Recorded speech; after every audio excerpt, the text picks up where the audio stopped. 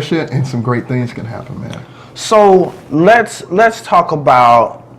You said hubs, and it really sparked something in me about the power of getting, in an environment where people can, push you and pour into you.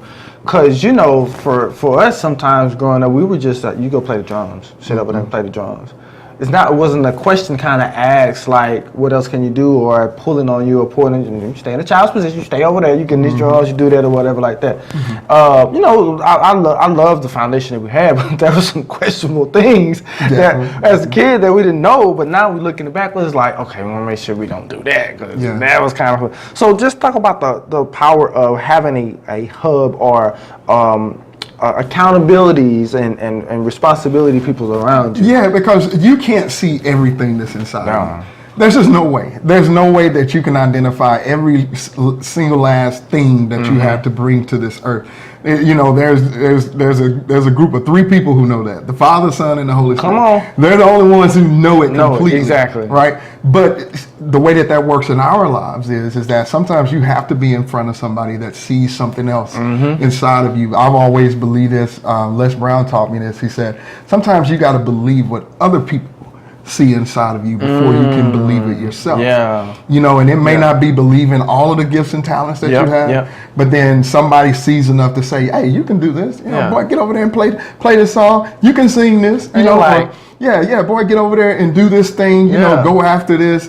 I have a new responsibility. Won't you learn how to do this? And you're starting that journey not knowing anything. Nothing. Right? But because of what somebody else saw. And so accountability, the right people in your life. Yes. We use this term speaking into you, but that's true. That's really true. There are people with good intent. People that are not self-serving. That's one of the things you have to watch out. That's not just a Christian doctrine. That's everywhere. Most definitely. You want to be able to be around people that sincerely believe in who you are and that want to see you progress. And so when I can trust people like that, and they can, really push me to say, all right, take on this project. There's a lady, I'll mention her name on here. Her name is Dr. Miranda Phillips. And she's become a mentor for me. She's worked here in BISD, and there are many other people, but I'm just recalling her right now. And I'm working together with her now because she told me, she's all right, you're going to get so far in your fields with your gifts and talents and your charisma and the things you really know how to do. But she said, you need to get this degree. You know what I'm saying? You need to go after this, because this is the thing that's going to break the ceiling for you. You know what I'm saying? The places where your gift or natural gift and talent takes you so far. Now you need to invest in something that is more like a development of that, a continual strive or push. It may not be connected spiritually, to anything that you're doing, but it magnifies. And magnifiers are always useful. Oh my God. You know what I'm saying? So whatever you can get, whether it's the environment, whether it's mentorship, accountability groups and stuff like that can magnify things, you want to make sure you put yourself in those positions. Man, that's awesome, because we started the conversation about education and leadership, which goes hand in hand, and you just mentioned it. Sometimes you can't properly lead because you're not properly educated. So I want to give you this, but you need to learn some more. You need to grind, or like they say, you need to get some skin in the game a little bit to learn. That's right. And like I said, we were talking about the social media era and how we are. And you've been in education and just around that environment. How do you think is important that we embrace this thing called the internet and where education is going? That's a great question, because with anything, it's too much of anything can be detrimental. Most definitely. There are mediums that are being used right now to put good messages out, and ones that are putting bad messages out. Just make it simple. But in all of those things, there has to be a balance. Right. So as we embrace, technology and new areas of social media outlets and so forth, we can't make it everything. Right. You know what I'm saying? Because even in leadership, there's still nothing that can compare to one-on-one. You know what I'm saying? What we're doing right now is dialogue, interaction, physical engagement with people. Those, our social media mediums can be used to communicate that message, and put something out there that, is a broader audience. but never take away from the value of real people, yeah, real things, and being in front of people. And let everything else, like in all things, even with education, let it be a tool. Yeah. You know what I'm saying? Let it be a tool that promotes your work, promotes the goodness, the values that you stand for. Yeah. Stay away from the things that are detrimental to your success and your destiny. Utilize the tools that you have for the betterment. All right, and not in abusive ways that bring people down, but things that promote goodness and wellness, prosperity. Those real tenets of a good life is what we want to use these tools for. Yeah, that's so good, because I know, let's get into the ministry aspect. It seems like sometimes certain churches or some people's thoughts about the internet is just like, it's like almost like it's the devil. Oh man, It's like I'm not gonna call this name. I talked to this one brother. It was like, I ain't using social media. They're gonna have to come walk through the doors. People might not ever find your church, bro. Yeah. So the cool thing about it is that Jesus, he embraced culture, like as far as not what they were doing and what they believed the religious, but he embraced, he knew the people who were fishermen, and so every time he would preach, Jesus invented the first surround sound. He would talk on the water so that his voice could be heard throughout the seas, So, and he would hang and dialogue with these people and different things like that. He wasn't like, hey, you coming to church? You coming to hear my sermon tomorrow? No, he was like, hey, how's the fam? How's everybody doing? I got this fish and bread coming up. I got the sermons. You gonna be there. So, how important is it to embrace this thing in ministry, as social media and the internet? Well, I still, stay true to what I just said. I think the first thing is personal engagement. Yeah. So let's take the difference. Let's take, even if we use social media as an example, Facebook or something like that. Just because you look at my page and you see, oh man, he has 1,000+ friends or whatever, does that make you come to my church? Does that make you hear my ministry? Right. No. But if I go on that page and, Sister Jones, I don't know if Sister Jones out there, Sister Jones in this example, but Sister Jones writes on her page, man, that word that I heard at church today was amazing. Yeah. You know what I'm saying? Or the minister or the pastor says something just that I needed. Right. Or you're like, all right, you're Facebook Live out here at the community event, that my church is putting on. Now we have a personal aspect that's brought into that system. So you can't just put something out there and say, hey, I'm having this, and then expect everybody. Right. Hey, we still have to touch people. Right? People are still the catalyst, and there's nothing more powerful than word of mouth. Experiential testimony. I'm telling you. You know what I'm saying? So if there is, things that we're doing and things that we're using, let's keep the personal touch with it. You know what I'm saying? And let it be real. Yeah. I know it. Let it be real, man. Don't man. Let it be fake. Don't. Please don't. Yeah, that's a whole nother conversation. That is. Don't let it be staged. You know what I'm saying? Don't let it be something that's so sterile, robotic. Robotic, sterile in its approach. But let it be real. Let that moment be mastered. One of the most powerful moments in the Bible, as you're saying, were mastery moments where Jesus really did something that was authentic. You know what I'm saying? And how he captured these moments. And the scripture says, I think it's in the book of John, where it says at the end of that chapter, or at the end of that book, he said, and Jesus did so many things that we couldn't, all the books in the world couldn't capture. Everything that he did. It was like grinding, man. But the ones that we did get a glimpse into were so personal, were so powerful, man, were so authentic. You know what I'm saying? So let's keep our authenticity in ministries and our service and touching people's lives, and I think we'll be okay. It's crazy because in reaching people and having influence, Jesus knew his audience.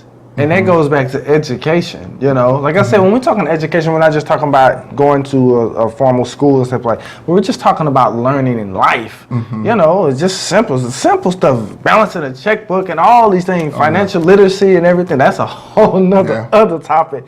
But Jesus knew his answer. I read a book in school and it blew my mind, me being a PK. The book said, Jesus was a businessman. I was like, it was a history class. I was like, I think I'm gonna like this class. Absolutely. And it began to explain how he knew his audience and how he was able to go in any face and engage.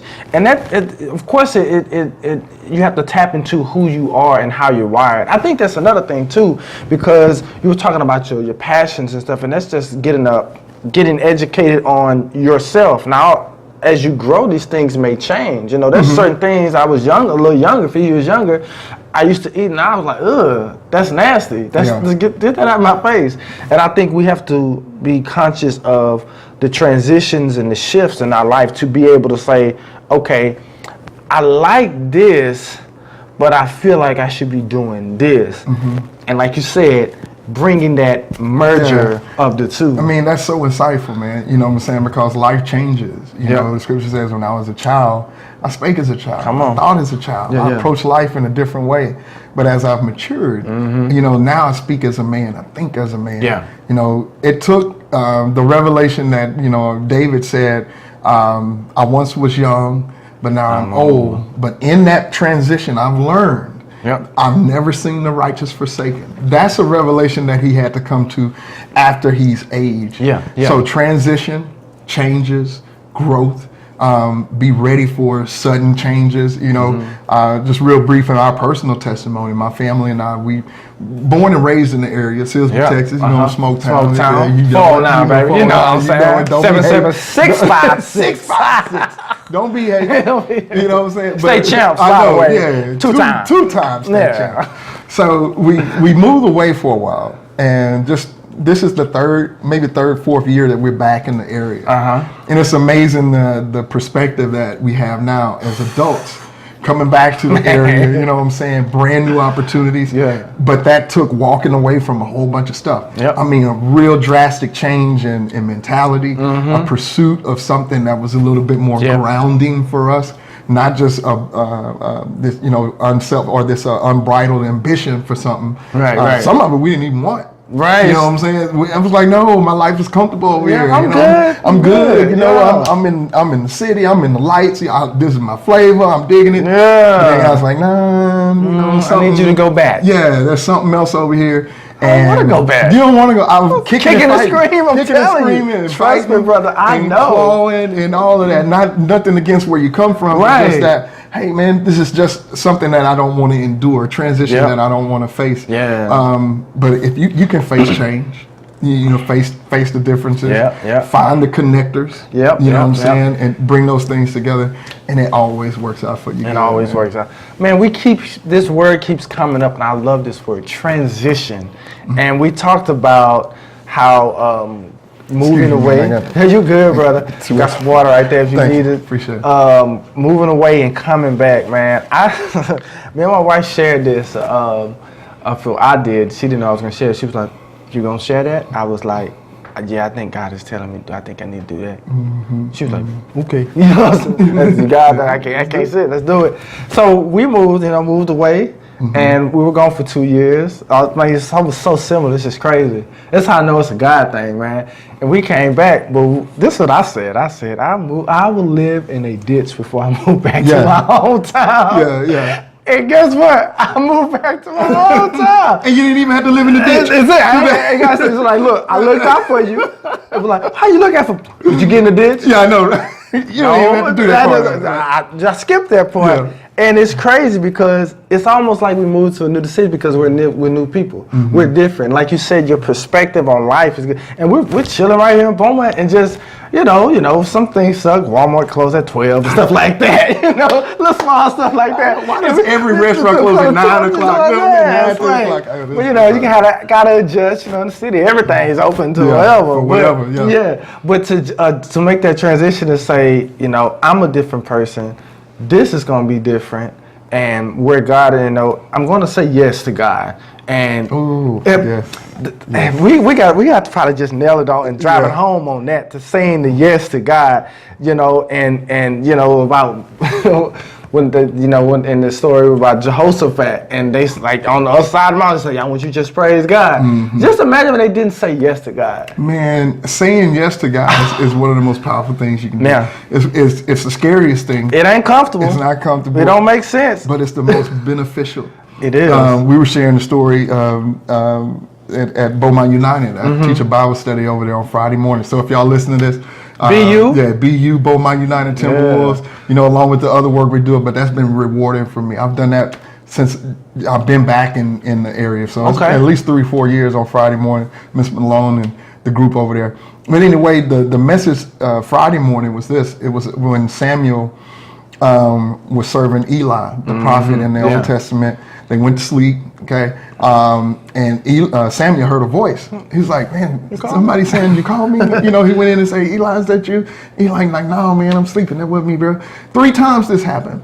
Then finally Eli understood. He said, oh, it's the Lord calling him. He's saying something to him. He said, all right, the next time you hear this voice, say to the Lord, this is your servant. Here I am.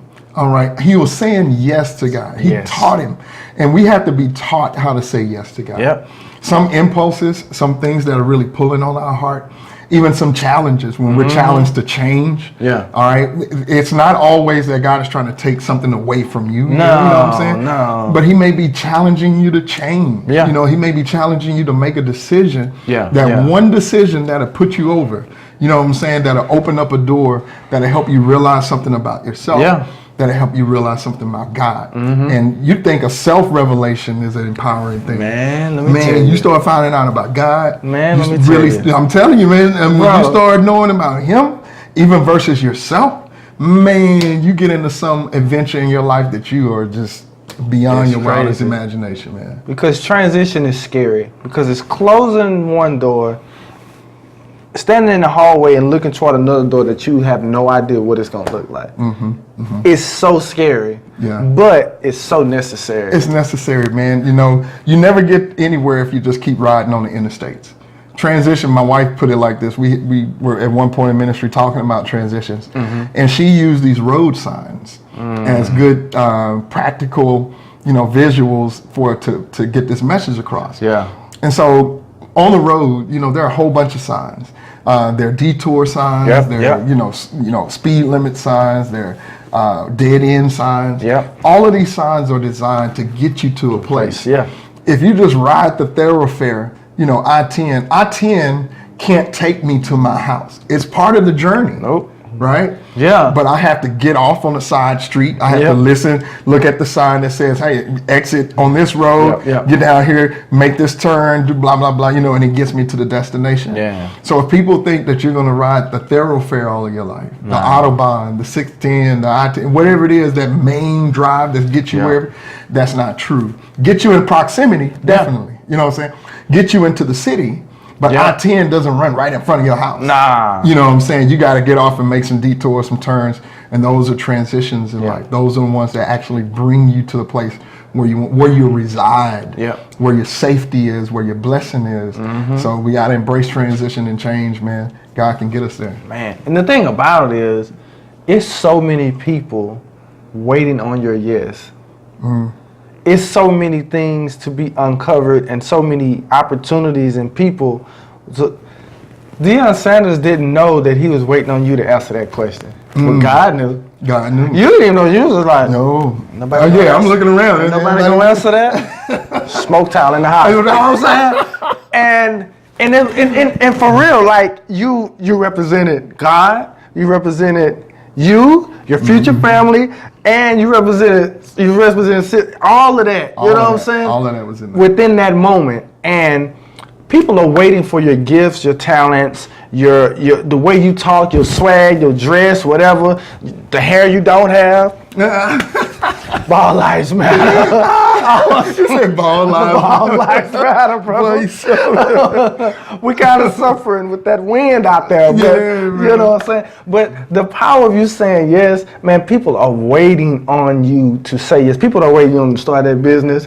People are waiting you to go into that train. People are waiting you to move back home. Now, they might not necessarily say it, but because of the strategic move that you make, that God's like, I need you to do this, and you're like, right. And you know, God, you're like, this is hard. I didn't know that this was gonna be part of. This is hard, but hey, man, this is what God said. What you doing? I'm just packing up stuff. Where we going? God said we gotta move.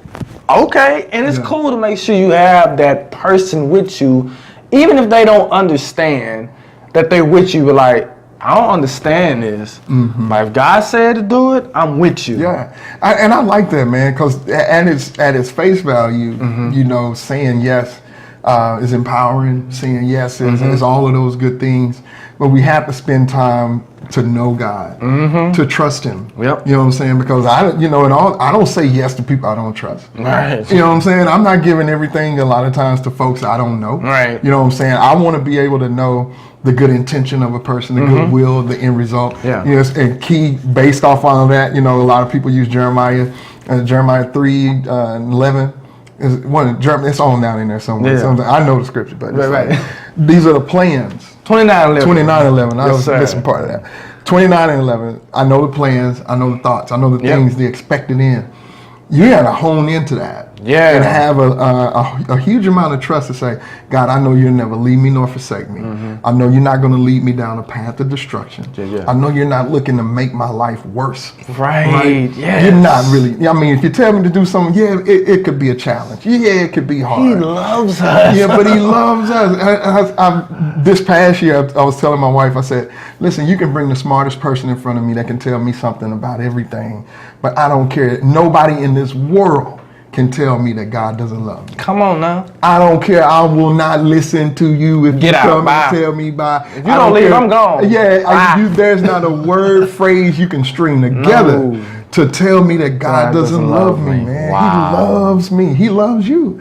You know what I'm saying? And so when we know He loves us, we're confident in that. You know, we hear His voice. We can follow the Lord. You know, it's not even always without fear or doubt. But you just gotta know God loves you and He's gonna take care of you. He wants the best for your life. Now see, and we got a few more minutes.